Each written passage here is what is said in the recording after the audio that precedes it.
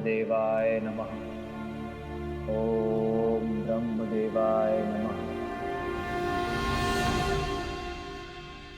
हे ब्रह्मदेव, आप तो संसार के निर्माता हैं, जीवन दाता है। इस धरा पर हो रहे हर यज्ञ के कर्ता धर्ता है। मेरी आपसे विनती है ब्रह्मदेव, इस विकट परिस्थिति में मेरी सहायता कीजिए। ये राम सीता के सिवाय और किसी का नहीं हो सकता। ना मैं पुनर्विवाह कर सकता हूं और ना ही ये राज्य छोड़ सकता हूं। अश्वमेध यज्ञ की सफलता धर्म की रक्षा के लिए अति आवश्यक है। जो मूरत मेरी सीता की सूरत है, जो इस यज्ञ के लिए मंत्र नहीं पढ़ पाई, यदि देवता उससे रुष्ट है तो यह यज्ञ असफल हो जाएगा ब्रह्मदेव। धर्म हार जाएगा। मेरी सहायता कीजिए ब्रह्मदेव।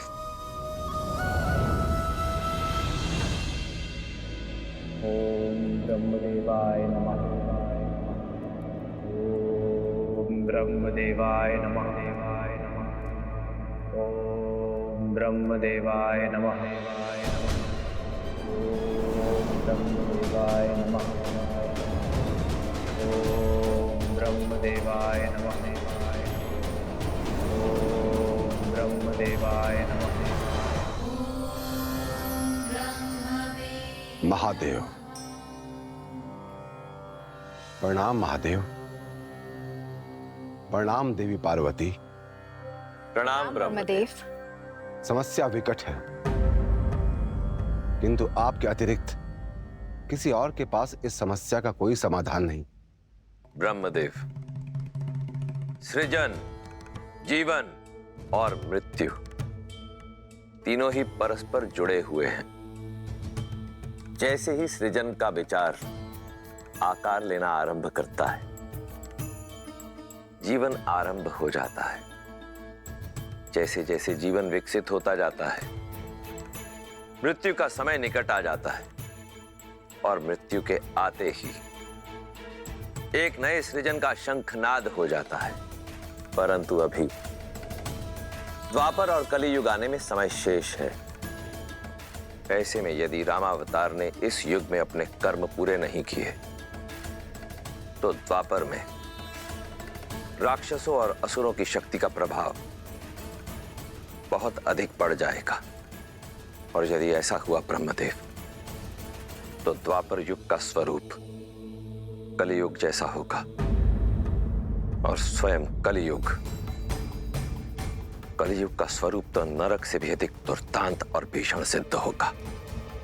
इसलिए यह अनिवार्य है कि त्रेता युग में नारायण का रामावतार अपने सभी उद्देश्य, अपने सभी कर्म सफलतापूर्वक पूर्ण करे।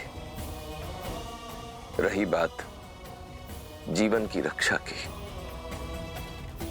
तो जीवन की रक्षा तो केवल सृजन अर्थात स्वयं ब्रह्म ही कर सकते हैं, मृत्यु नहीं। इसलिए हे ब्रह्मदेव, मेरे आराध्य नारायण की रक्षा केवल आप ही कर सकते हैं।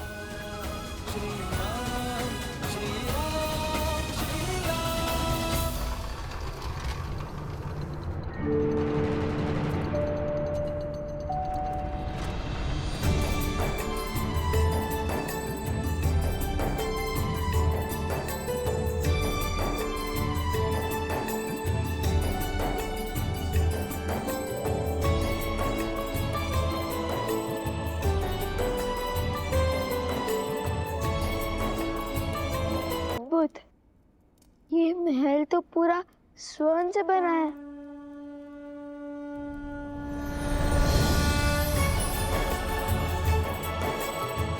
आइए आइए ऋषि कुमारों।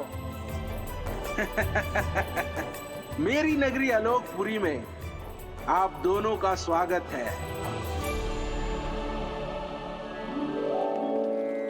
कहिए, किस प्रयोजन से आना हुआ? प्रणाम कुबेर देव। घर से तो माता सीता को खोजने का प्रण लेकर लिखने थे, किंतु भगवान वाल्मीकि के आदेश अनुसार पहले हमें हमारी माता वन देवी के लिए स्वर्ण कमल लेने जाना है।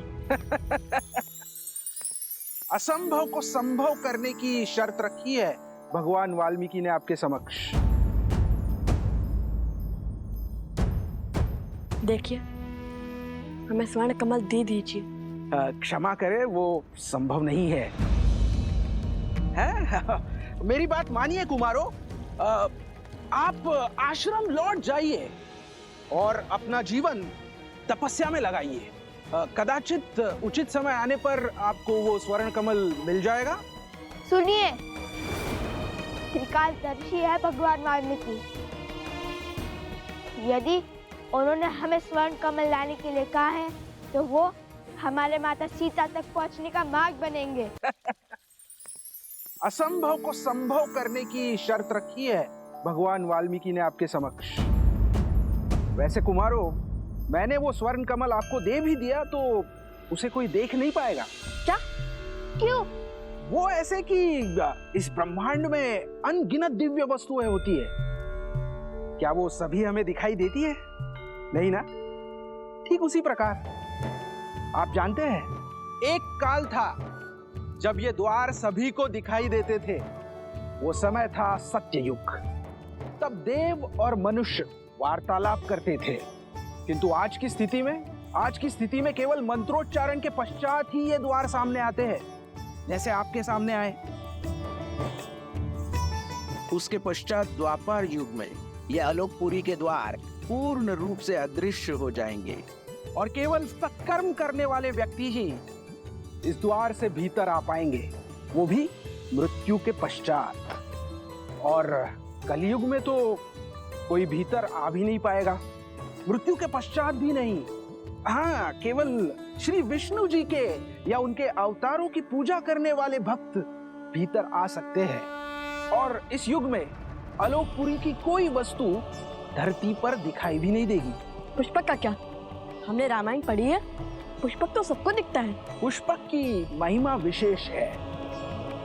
पुष्पक का निर्माण विश्वकर्मा ने धरती पर किया था और उसे यहाँ स्थान प्राप्त हुआ क्योंकि उसने प्रभु श्री राम की सेवा की थी। तो हम भी तो सबसे बड़े भक्त हैं श्री।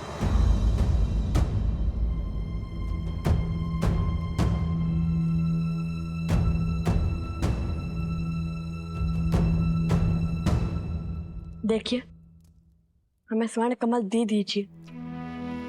हमारे भगवान वाल्मीकि के आदेश का उल्लंघन नहीं कर सकते। क्षमा करें, वो संभव नहीं है। मेरी बात मानिए कुमारो, आप आश्रम लौट जाइए और अपना जीवन तपस्या में लगाइए। कदाचित उचित समय आने पर आपको वो स्वर्ण कमल मिल जाएगा। सुनिए, विनती कर रहे हैं, दे दीजिए स्वर्ण कमल, अन्यथा बल से छीन लेंगे।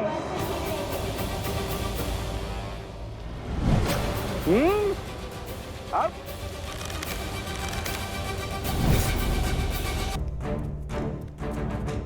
कुछ ये यक्ष है, हम इन पर प्रहार नहीं कर सकते। पर ये हम पर प्रहार करने से चुकेंगे नहीं। परंतु मैंने ये भी नहीं कहा कि हम अपना बचाव भी नहीं कर सकते।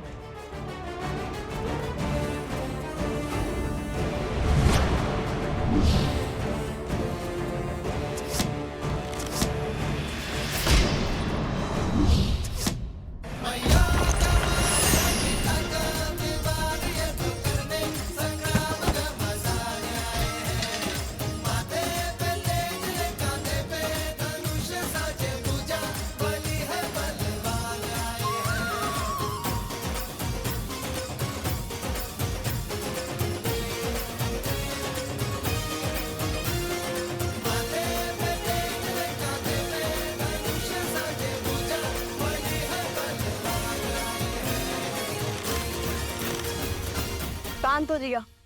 अब यदि हम चाहे तो आपको और आपकी सेना को हमारे बाणों से चलनी भी कर सकते हैं, परंतु करेंगे नहीं। हमें स्वर्ण कमल दे दीजिए और ये अध्याय यही समाप्त कीजिए। इतनी शीघ्रता क्या है?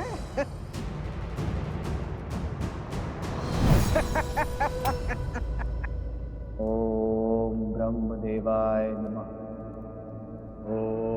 ब्रह्मदेवाय नमः। एक किरण जो अपने प्रकाश से उन्हें जीवन देती है, सोए हुए मन में ऊर्जा भरती है। सीते, आप मेरे वही सूर्य हैं आज, हमें एक होने से कोई नहीं रोक सकता। यदि सीता के प्रति मेरा प्रेम,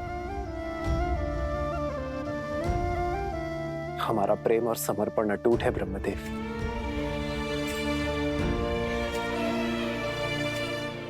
तो सीता की ये प्रतिमा जो मेरे लिए जीवंत है, संसार के लिए भी उसे प्राणमान कर दीजिए ब्रह्मदेव।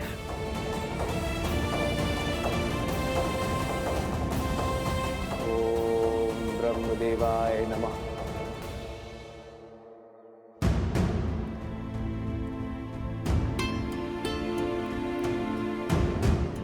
क्या हुआ वन देवी, कुछ चिंतित लग रही हैं आप। मन विचलित था तो सोचा ऋषि भारद्वाज से मिल लो, किंतु गुरु माँ वो ना तो अपने कुटीर में है और ना ही ध्यान क्षेत्र में। ऋषि भारद्वाज अपने आश्रम में है, ब्रह्मदेव जयंती की सज्जा का अवलोकन कर रहे हैं। वो हर वर्ष भव्य पूजा करते हैं ब्रह्मांड के सृजनकर्ता को प्रसन्न करने के लिए। अभी कुछ समय में लौट आएंगे। यदि ऐसा है तो गुरु माँ मुझे आज्ञा दीजिए, मैं जाके उनका मंदिर स्वच्छ कर देती हूँ। किसी कार्य में व्यस्त रहूंगी तो मन भी विचलित नहीं होगा।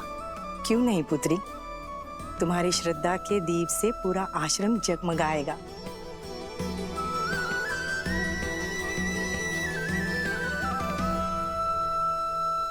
आपने आपके सामर्थ्य का प्रमाण तो दे दिया, अब बारी है ज्ञान का प्रमाण देने की। बड़े हट्टी हैं आप यक्षराज, देते हैं अब अपने ज्ञान का प्रमाण।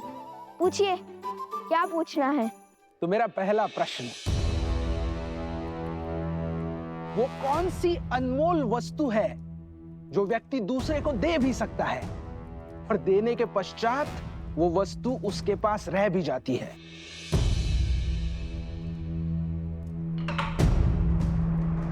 प्रेम। प्रेम बांटने से घटता नहीं है, कभी कभी दुगना लौट कर भी आता है। अति उत्तम।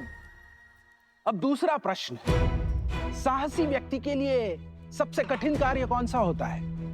कर्म करना या कर्म से बचना? कभी कभी पग पीछे धरने से अधिक साहसी कुछ नहीं होता। कई परिस्थितियों में हमें अपने अभिमान का बलिदान देना होता है, कर्म करने से बचना पड़ता है, जैसे श्री राम ने किया था। यदि वो चाहते तो एक ही बार में रावण को हरा माता सीता को ले आते, किंतु उन्होंने अभिमान का नहीं, धर्म का पथ चुना। अद्भुत। अब अंतिम तीसरा प्रश्न। वहाँ हम अश्व को अकेला छोड़कर आए हैं और यहाँ आपके प्रश्न समाप्त ही नहीं हो रहे। अब तो प्रतिशोध के साथ साथ क्रोध की ज्वाला भी धधक रही है मेरे मन में। अब निर्णय तुम नहीं, मैं लूंगा शास्त्र मुख, मैं।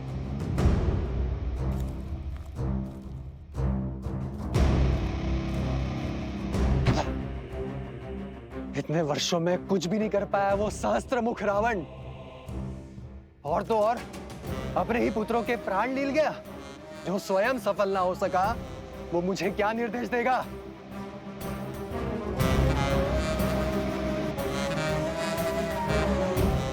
शीघ्र पूछिए ना, हमारे पास अधिक समय नहीं है। हाँ हाँ, इतनी शीघ्रता क्यों है? कुमारो, तनिक थोड़ा धैर्य तो रखो। अब तीसरा और अंतिम प्रश्न, बताइए, दुख, कष्ट, पीड़ा व्यक्ति को क्यों होती है? उसके पीछे कोई उद्देश्य है या केवल नियति?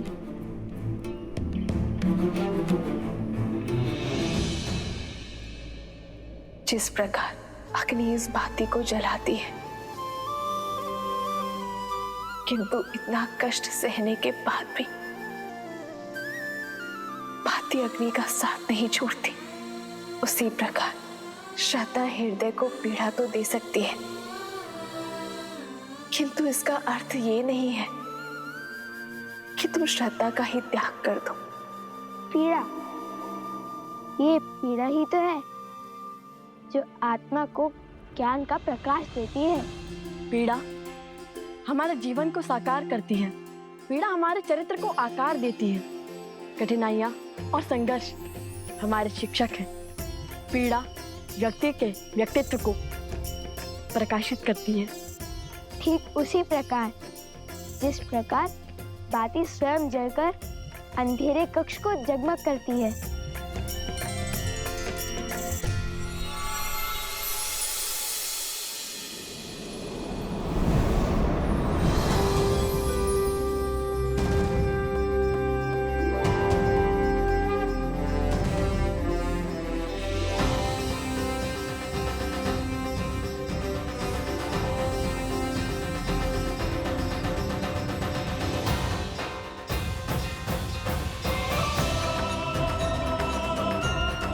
प्रणाम अग्निदेव, इंद्रदेव, बृहस्पति देव, कुबेर देव, विश्वकर्मा देव, सूर्य देव, वरुण देव, प्रणाम। आयुष्मान भव पुत्र, आप दोनों अपनी परीक्षा में निपुण हुए और यह सिद्ध कर दिया कि आप दोनों केवल बल में ही नहीं अपितु बुद्धि से भी धनी हैं। हमें देखना चाहते थे कि आप ये दुर्लभ स्वर्ण कमल पाने योग्य हैं भी या नहीं। अरे फिर तो ये प्रश्न सबसे पहले पूछना चाहिए था यक्ष राज कुबेर जी को, हम उसी क्षण उत्तर दे देते। हमारा इतना समय तो व्यर्थ ना होता। जानते हैं कितना दायित्व है हमारे कंधों पर। तो अब हमें अपने भूल की भरपाई करनी होगी। हम आपके बल और बुद्धि दोनों से अति प्रसन्न हैं। उपहार और आशीर्वाद स्वरूप कुछ दिव्य अस्त्र स्वीकार कीजिए, आपको शीघ्र ही इनकी आवश्यकता पड़ेगी। आप दोनों जब चाहे इन अस्त्रों का आवाहन कर सकते हैं।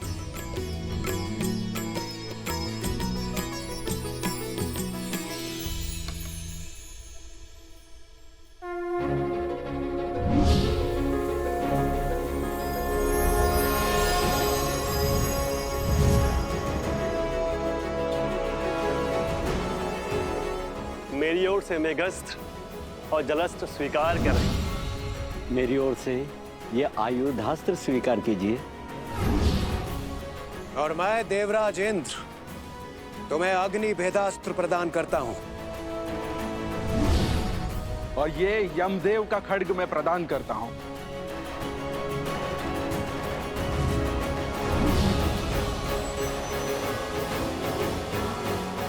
धन्यवाद देवतागण।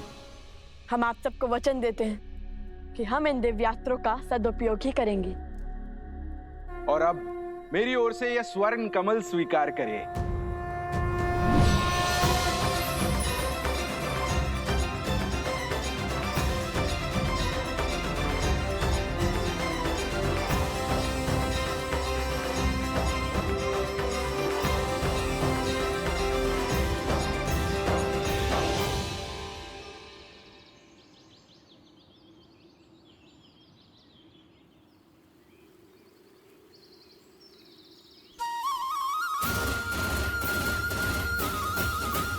धन्यवाद कुबेर देव। भैया, माता कितनी प्रसन्न होगी ना ये सुनकर कि हमने इतने सारे दिव्यास्त्र पा लिए।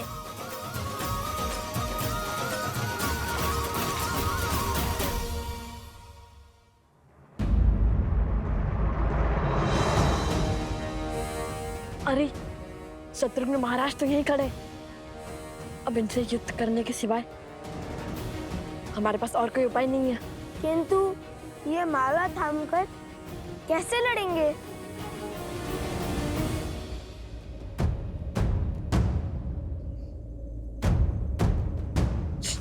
धीरे बोलो, देखो हम ये देख नहीं पा रहे। दृष्टिहीन सैनिक? यदि दृष्टिहीन होते तो सेना का भाग कैसे बनते?